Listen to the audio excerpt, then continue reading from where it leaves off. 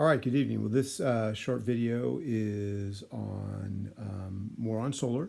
Particularly, we're going to take a look at a couple solar system views and see what we can figure out using those views on things like length of day, declination, solar attenuation, etc. So, for this work today, I recommend that you have pencil and paper and a calculator.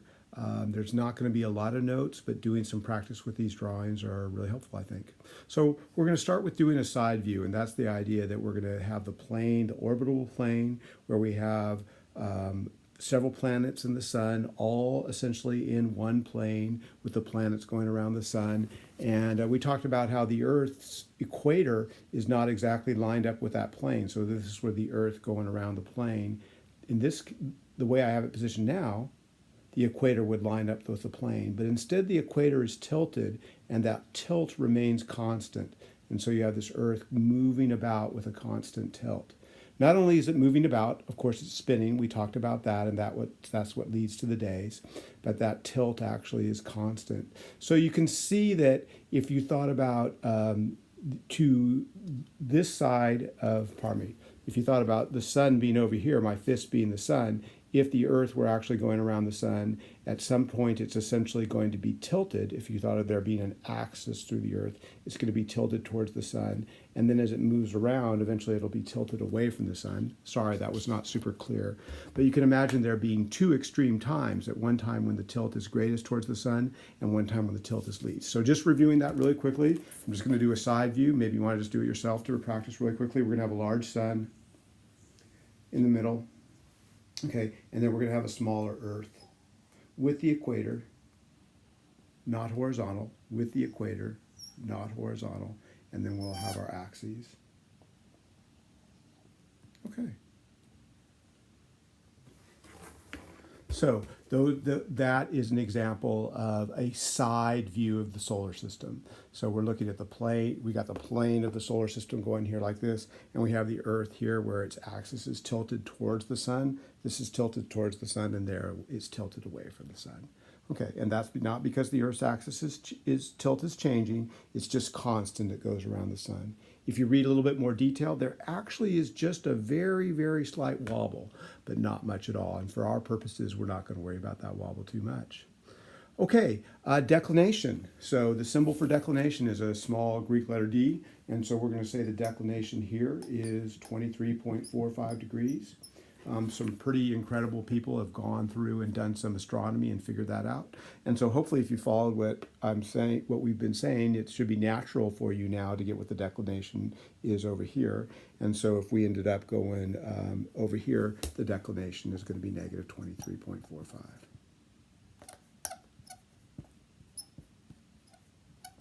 Okay, so far we have two declinations, and what does that have to do with solar intensity? That's what we're after. We're after solar intensity and solar angles a lot, but nothing yet. It's just a fact that we want you to think about. Okay, well then, just reviewing really quickly, we're going to say that this is the equator, and so this area over here is the northern hemisphere, and this is the southern hemisphere.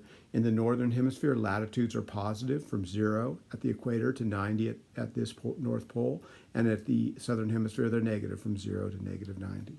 Okay, so let's just pick some sort of moderate latitude and think about length of day. So length of day. So if I do length of day, we're just going to imagine dividing the Earth in half, perpendicular to the plane of the orbit, and we're going to say, look, over here, the sun's rays are essentially, the sun is so large and so far away that we can think of the rays as being parallel to a line that connects the center of the sun to the center of the Earth. So hopefully I came close in doing that. Okay, and then we can start thinking, we would notice that these rays would hit on this side of the Earth, but not on that side of the Earth. So this side over here would be night. We could shade that in, that would be night. Okay, so what we're going to do is we're going to take some point in the northern hemisphere and just imagine what's actually happening as the Earth spins. Well, that point is going to travel around the axis as it spins. And if I just follow that around over here like this, it's going to be in the shade over here like that, and then it's going to make its way behind. And hopefully you can see that over here, most of the time it's going to spend in the sun and very little time in the shade, so we'll have a long day. the correspondingly over here doing about the same point. So I'm imagining rotating up a certain amount. To me, it looks like I'm rotating up about 60 degrees. So I'm a latitude around 60 degrees or something like that. And then once again, there'd be a vertical line over here. This is shaded over here. This is at night.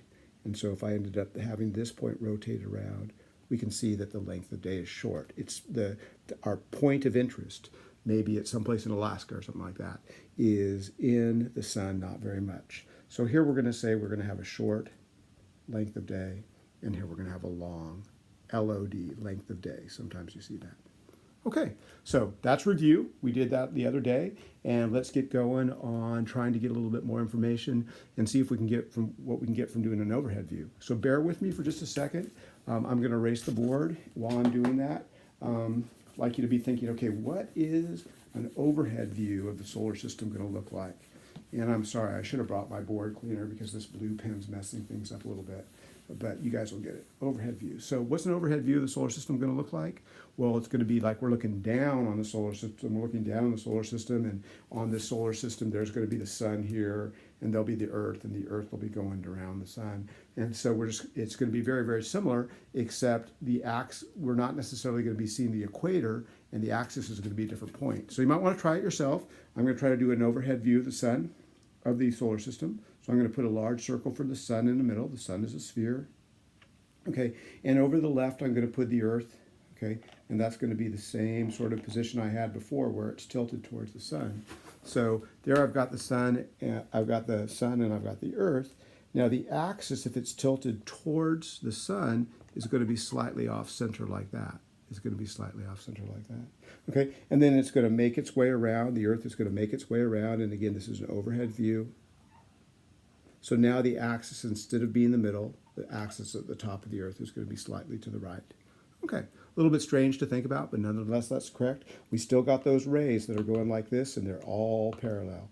All parallel, and they hit the Earth over here, and all parallel, and they hit the Earth over there. Okay, so good. So a point in the northern hemisphere, what's the day going to be like? Well, a point in the northern hemisphere is going to be close to this North Pole, this axis, and so hopefully you can see that as this point goes around here like this, it's going to spend most of the time in the sun.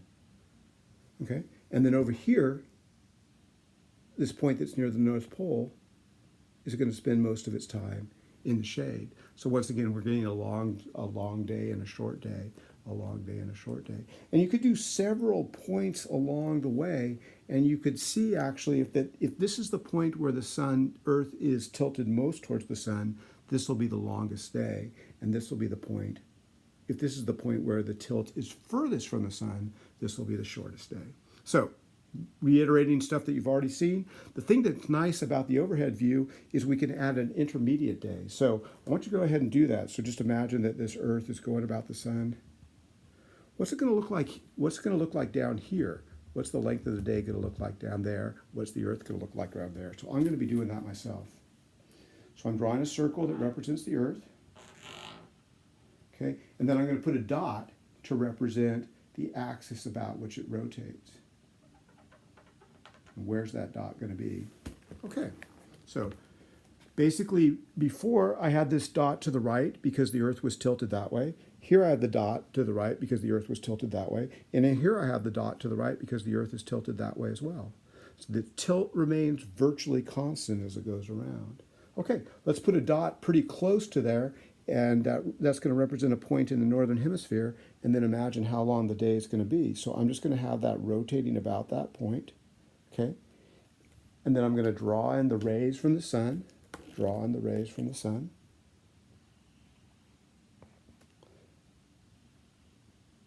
all parallel. And hopefully you can see that in this case, this point that went around is spending half the time in the sun and half the time in the shade. And so we can actually come up with a number for the length of the day. Day's 24 hours, half of that would be 12. So then we got it. We can start writing some information down. I'm going to write some length of days down.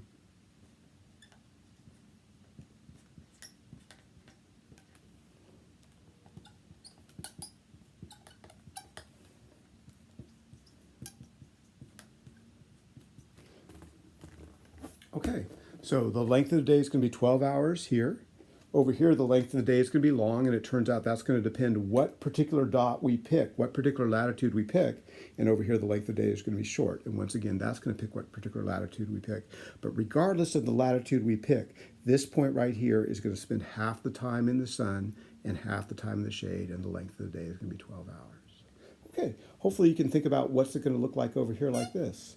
Okay, when it makes its way, if we call this 1/4 of the way around, halfway around, and then this 3/4 of the way around, what's that going to look like? So once again, the dot here was to the right, to the right, to the right. The dot representing the North Pole is going to be the right. Okay, and if I put a point near there so that this red dot represents somewhere in the northern hemisphere, and it goes around,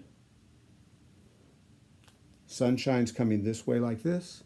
Hopefully you can see that that dot is going to spend half the time in the sun, half the time in the shade, and once again we're going to get 12 hours for length of day.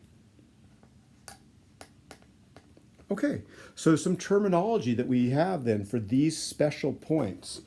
Point where the Earth is tilted most towards the sun, point where the tilt is furthest from the sun, and these points here where it's neither tilted towards the sun nor away from the sun, we have some special names. Because this is 12 hours, it's half the day, the nighttime is equal to the daytime, and this point right here is called the equinox. We call that the equinox, and we have 2 of those per year. We got an equinox there and an equinox here. Oh, some terminology then we want you to know. Equinox. Okay, what about when the length of the day is long, the longest day of the year? Well, we're going to call that the solstice. And in the for us in the northern hemisphere, this would represent the summer solstice. That's around June 21st. Okay, the equinox, as if the sun is going this way, this is going to be around September 21st, and that is called the fall equinox. Okay, then we go to this point where the day is shortest as possible, and that's also going to be a solstice. I'll explain solstice later on, but it's called the winter solstice. And if this is June 21st, this is around September 21st, this is around December 21st, and then finally this right here is the equinox, and it's going to be called the fall equinox, and that is, the spring equinox. I apologize, spring equinox, and that's going to be around March 21st. Okay, so there's 2 times a year where we have a 12-hour day, the fall equinox and the spring equinox. Long days during the summer, short days during the winter. Okay, so we got that. The other thing that we would like to do is we would like to get what's going on with the declination. And it turns out that it's hopeful to have a declination function. So that's going to be our big equation for the day, the declination function. So we can start putting numbers here. I'll just get those down and then have you guys think about it. This is going to be positive 23.45. Already did that. How about the declination of the Earth, the tilt of the Earth? So the Earth is tilted. If I did the side view, it's tilted away. So this will be negative 23.45 at the winter solstice. Okay, how about the tilt here? Okay, hopefully you can see that this dot is neither tilted towards the sun nor away from the sun, so the tilt is going to be 0. All right, and then up here, the tilt is also going to be 0. So what we want to do is we want a function, write a function that any day of the year is going to predict what the declination would be. And that's very helpful for doing calculations. As I was saying earlier, sometimes when you try to do precise energy calculations for solar, you need to do a calculation for every single day of the year. And many times that calculation starts by figuring out the declination for that day of the year. So to get going on that, what I would like you to do, okay, is see if you can complete this graph.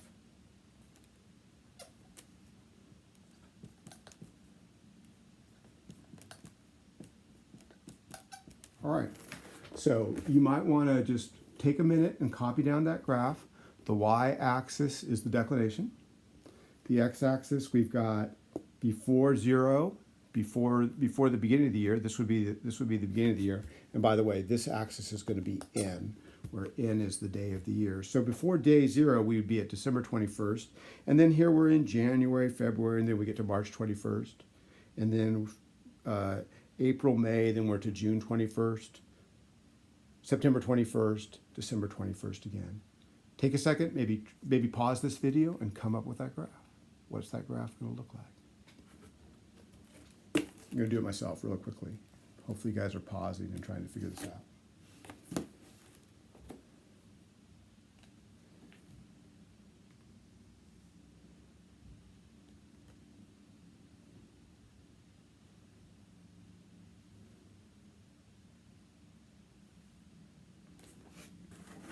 Okay, so I plotted the points I know. I know at March 21st the declination is 0. At the fall equinox the declination is 0, approximately September 21st. Okay, and then what about in between? On June 21st the declination is large, and on December 21st the declination is that negative number. But then what shape? Okay, I could spend some time trying to think about circular motion and what's going on with that axis, etc. But given a choice between the different functions that you use, I hopefully can believe that there's some curvature to this. So let me draw it in with some curvature.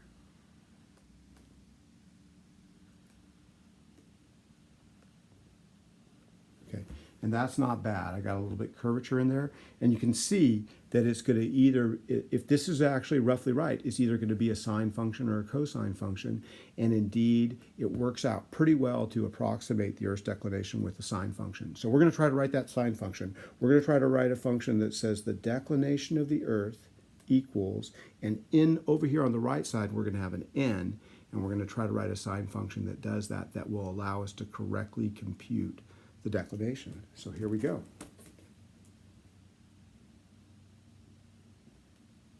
Okay, the first thing is what number to put in front of the sine. So maybe pause the video and give yourself 30 seconds to think what to put in front of the sine. Okay, what is that? That's the amplitude. That's how high our function goes. And so that's going to be 23.45. That's the maximum value that we want it to be. Okay, but it turns out that that's a pretty good start, but it turns out that this function, this sine function here doesn't start at 0. It doesn't start with value 0 at 0. So we're going to have to take the day of the year, the n, and do something to make our function line up with this curve. Okay, and it makes some sense if you take a look at the way the function works actually. We want it, we want our period to be 365 days. After 365 days, the sine function repeats. So it turns out, and by the way, sine itself repeats every 360 degrees. So it turns out that there's a 360 in the numerator. I'll show this to you guys in just a second after I divide it. After I write it, pardon me. Okay. And my writing's not super clear, so I'll read this out loud to you. Okay. The declination equation, we do 23.45 times the sine, and then in that brackets, we've got a 360, a parentheses with n plus 284, n plus 284 divided by 365. And that is, maybe in a way, our equation of the day. It's the equation that gives the declination any day of the year. Okay, hey, let's try that out. Let's see if it's actually working for, let's do March 21st. Okay, let's do March 21st and see if it works. So what we got to do is figure out what day of the year March 21st is. So that's easy enough. Okay, January has 31. February, we're going to use this equation non-leap years, even though this is a leap year. So we're going to call it 28. Okay, so this would actually be February 28th, right? So that would be day 59. And then we got to get to 21 more days, so we're going to add 21. And we'll see if this comes close. This, strictly speaking, would be an approximate formula, but it's good enough. We're going to use it, and we're going to get good results for the solar angles and the solar intensities that we want to get. So let me see. Help me out here. 31 plus 28 is 59, plus 20 plus 79, 29. Pardon me. 31 plus 28 is 59, 79, 80. So we're going to plug 80 into this formula. And since my formula is kind of messy, I'll write it out and we'll pull out our calculator and see if it works. So we're going to be 23.45 sine, okay, 23.45 sine, and then we got a big bracket, and we have 360, and we're going to take our day of year, which is n, and we're going to do 80 plus 284, and we're going to divide it by 365. Seems like a lot of work, but just go ahead and take your calculator and plug and chug, and let's see if that works out. I'll be trying it myself. So what is the declination according to that formula? I would work out the brackets first. So I did 80 plus 284, and then I multiplied that by 360, and then I divided it by 365. I get some sort of number, and then I'm going to do the sine of that number.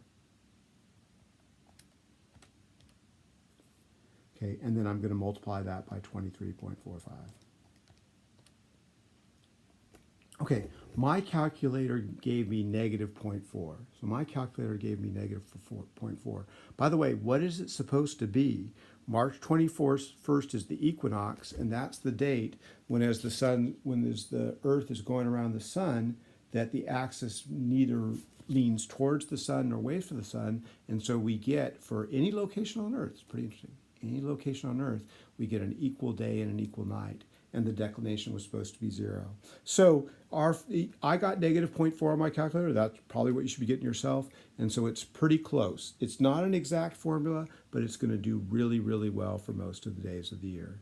It was hard to get. It was hard mathematically to work out a formula that's exact, but this is a very useful formula. Okay, so you can try that out on homework for working out, given a day of the year, like July 1st or September 25th, what the declination is. Sometimes it turns out we need to go backwards. Sometimes there'll be cases where we actually know the declination and we got to figure out the day of the year. So it's pretty easy if the declination is a nice, easy number. Like, what if the declination is 23.45?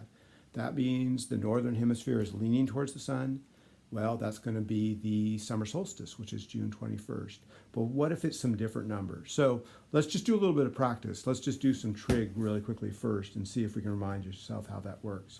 So I'm going to give you an equation, and I'm going to let you think a little bit and see if you can figure out how to get two small angles for x, where that's a kind of ambiguous statement. Okay, so it's been a while, maybe since you've had to solve something like that. Take a look at it. How are you going to figure out a couple different possible small angles for x? Where again, my instructions are kind of ambiguous, a couple small angles. We're going for two angles. What do I mean by small angles? Don't worry about it. Pause the video, get to work, figure out how to solve it.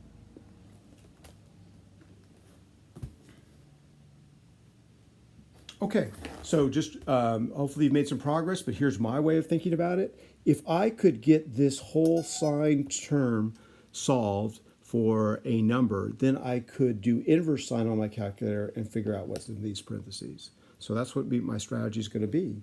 So my first step is I'm going to envision moving the 1 over and dividing by 2, and I get sine 3x is equal to 0.5. And so now I can do inverse sine on my calculator and get what these parentheses are. So I'm going to do that. I'm going to do 3x on my calculator, and that's going to be the inverse sine of 0.5. And I'm just trying it myself really quickly. So inverse sine of 0.5. My calculator is giving me 30 degrees. Okay. That's the easy part. That is for what we're going to do, say, on quiz 1, that's to get a C and finish that off. But we want you to be able to understand what's going on physically and get further than that. So a reminder, in a case like this, there's other angles you could put in there for x and it's going to work. You put 30 in for x, it's going to work, okay? If you put 390 in for x, it's going to work as well. There are other angles that are going to work. Okay, what we're going to try to do is find the next smallest angle that works, where that's a little ambiguous. So just a quick reminder, with the sine and cosine, you have a unit circle. Bear with me, I'm not Charles Schulz. That's a pretty lousy circle. Maybe I should redraw that. Bear with me for a second. Anyway, so I'm trying to draw a unit circle to remind myself, hey, what other the angle than 60 degrees is going to work?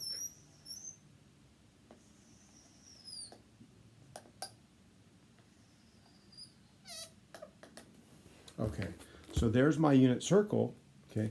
And what this is telling me is that if I, remember with the unit circle, our angles start over here in the positive x and rotate. If I rotate 30 degrees and draw a radius that goes through the 30-degree angle, the y coordinate of that point is going to be positive 1/2. Okay, well, usually there's another angle as we go work our way around where the y coordinate is positive 1/2. And if you remind yourself, if we keep going here like this, it's going to be an angle over here like this. So there'll be a second angle where the y coordinate is 1/2. Okay, so what is that angle? Well, thinking about it, if this is 30, that would be 30, so this angle would be 150. So we get two angles when we solve an inverse sine function. That's probably the main thing to remember for now, and then after that, try to work on which that other angle is and be precise. Okay, so I've got 3x then could be 30, that's going to work, or 150. So if I want to solve that, now that I've solved for what we're taking the sine of 3x, now I can solve for x. So then I'm going to get x is equal to 10 degrees or 50 degrees. And we've got it. You can try it yourself. Just do 2 sine 150 minus 1. I'm going to try it on my calculator. I'm going to put 50 degrees in there for x and see what works. So I'm going to do 3 times 50 is 150. I'm going to do the sine of that. Okay, and then I'm going to multiply it by 2. And I'm going to subtract 1. And when I go through all that work on the left side, I get 0, so it works out. Okay, well, let's try it then. Let me get an example up there and let you guys pause for a second and see if you can figure it out. So it's going to be a little bit of a weird angle, but go ahead and write it down. If you want to pause the video and work all through it yourself, that's fantastic. If you want to think for a second and then follow my work bit by bit, that would be fine too. But let's get the example up there.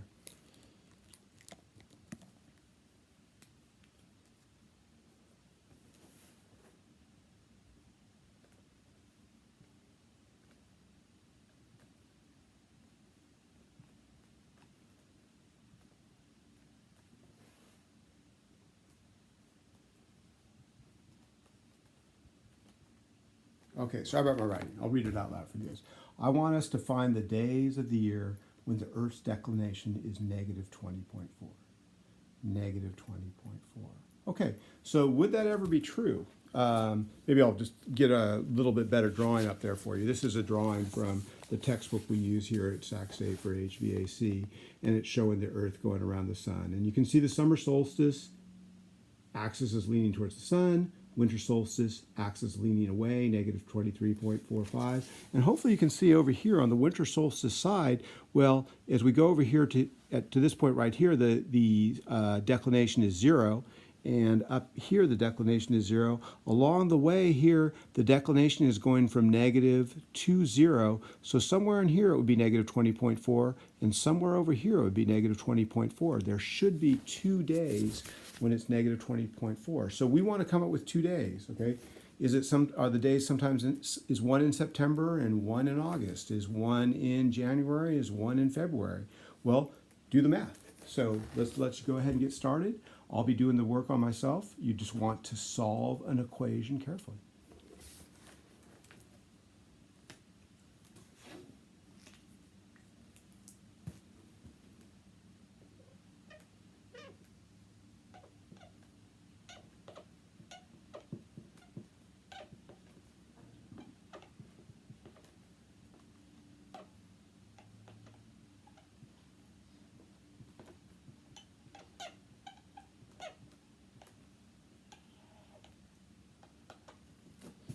Just going to change pens. Bear with me for a second.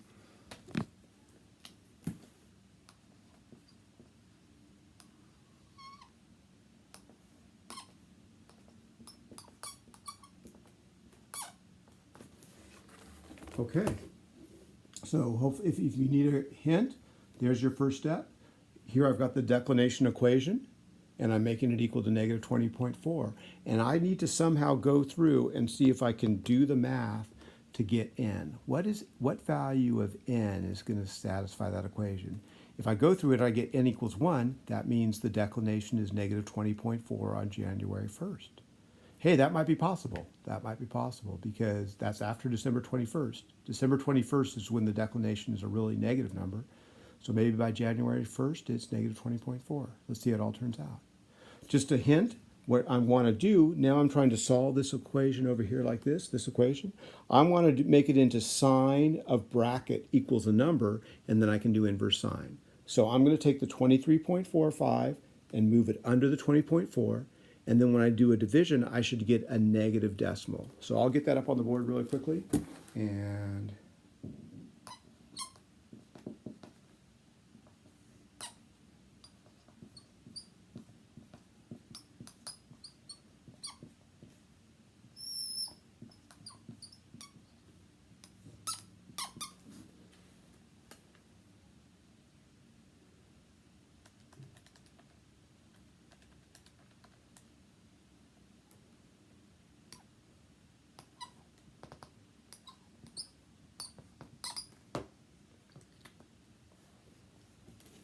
okay, so there's that first step.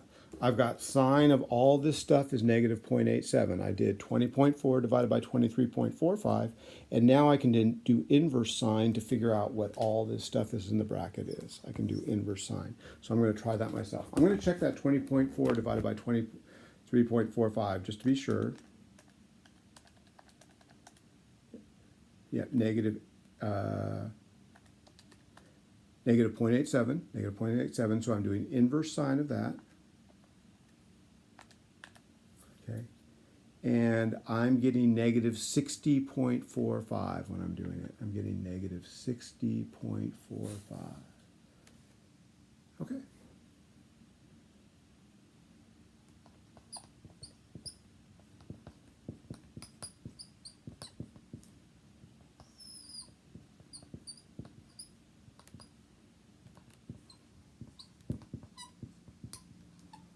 Okay, so just writing that down. I've got that written down there. Okay, can you solve that equation for n?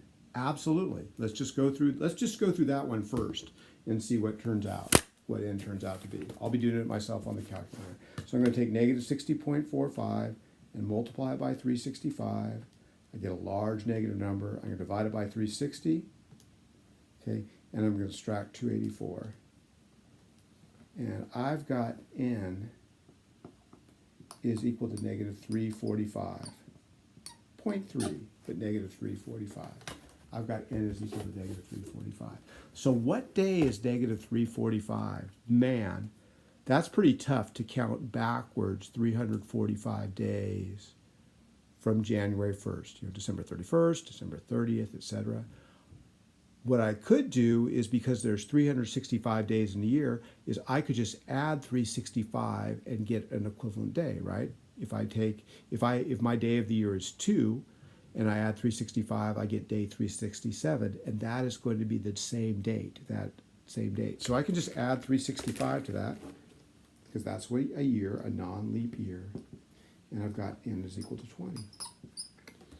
20. Okay, we're almost there. What day is n is equal to 20? Well, January 1st is day 1, so that is January 20th. Okay? So on January 20th, a little bit after the solstice is December 21st, so about a month after the solstice, the Earth's declination is no longer negative 23.45, away from the sun. Now it's not quite as much from the sun. It is negative 20.4. Okay, but there should be two, as I was trying to argue with you guys earlier, or say to you guys earlier, there should be 2 days. So how are we going to get that other day? Well, you can try to logic it out, but it'd be nice if the math worked. So let's try to get the math to work. So the way I'm going to do it is, I know negative 60.5 around is going to work. I'm going to try to draw a unit circle. So bear with me while I try to draw a unit circle. I've got a circle, I've got an x-axis, a y-axis, okay, and I'm going to draw in my negative 60.45.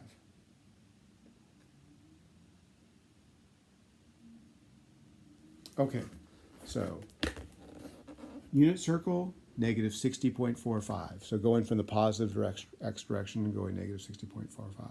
Okay, what other angle actually would have the same sine value, a sine value of negative 0.87?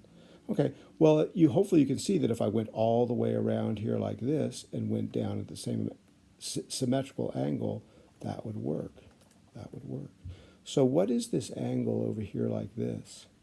What is that angle? Well, let's see. This is 60.45 and this is 60.45 and this was 180. So it should be 180 plus 60.45. So my other possible angle, okay, is 180 plus 60, 240.45.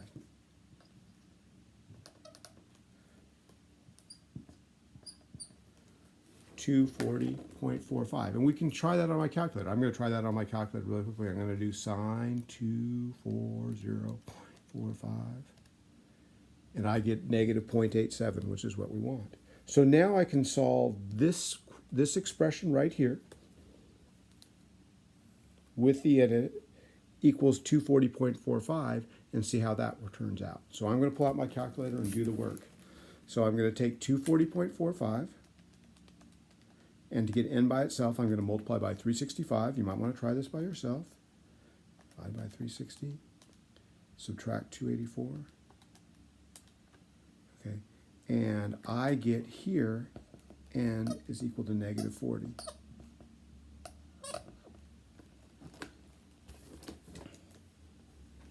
Okay.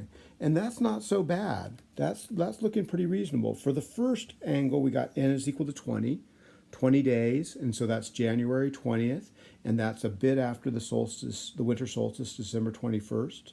Okay, this is n equals negative 40. If the solstice is December 21st, this actually would be earlier than that, which makes some sense. And I think we can figure this out by actually working backwards. There are 31 days in December, so negative 31 would be December 1st. Okay, and then we would have another 9 days to go. So that is going to be November 30th minus 9. That's going to be November 21st. So when is the Earth's declination negative 20.4 degrees? It's going to be, first of all, the winter solstice is December 21st. It's going to be a bit before December 21st, November 21st, and a bit after January 20th. And those are the two answers. Okay, really good. All right, 2 more drawings to do, and that'll be good enough for this lecture. So bear with me for a second while I erase. And the first thing we want to do is take a look at overhead view of the Earth. So maybe thinking about what that would mean. What if we were trying to do an overhead view of the Earth? Okay, and we were trying to get this idea of how much radiation hitting the Earth is diffuse and how much is direct. So overhead view is a good way to do that. So let's try that really quickly. So the first thing to do, just see if you can take it through yourself, it's an overhead view of the solar system, strictly speaking, so it would involve the Earth and the Sun. But we're just going to concentrate on the Earth here, and we're going to think to the Sun to be the right. So I'm going to draw a circle where imagine that I'm looking down on the solar system, if we can think about it that way. Okay, and then on my circle, I'm going to imagine that the Sun is to the right, okay, and the Earth is actually tilted towards the Sun. So let me see if I can get going on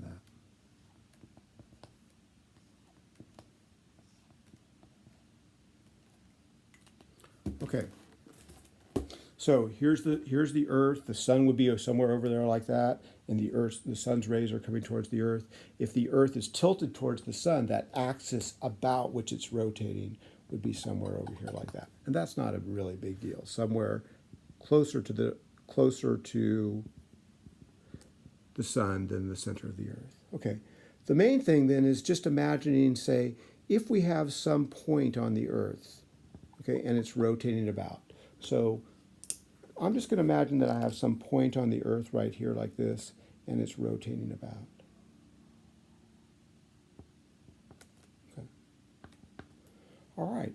And then how about path length for the Sun through the atmosphere to the Earth? Well, Basically, like I was saying, we can imagine the atmosphere as being a big blank circular blanket that's around, it's actually spherical, strictly speaking, but big spherical blanket that goes all the way around the Earth. And bear with me, my art skills aren't that great.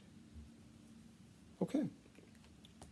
So it turns out that as we're rotating around, this point is rotating around, call it Sacramento or someplace like that, as it's rotating around. Right now we're daytime. As we go around here, we're nighttime.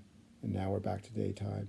And hopefully you can guess which point actually in that whole circular path is noon. And this is it. This is going to be solar noon. This is going to be midnight over here. It's going around there like that, going around like that. Okay. How about path through the atmosphere? Well, let's go ahead and get 2 points over here like this. This would be noon, and this would be late afternoon, late afternoon. So I'm just going to take a certain ray and have it going through the atmosphere. So I'm going to have a ray like this that goes through the atmosphere. And then this point like here, I'm going to have a ray that goes through the atmosphere like that. And we're going to compare these path lengths. My drawing's not great, but if you do it carefully, you're going to see that this length is longer than that length.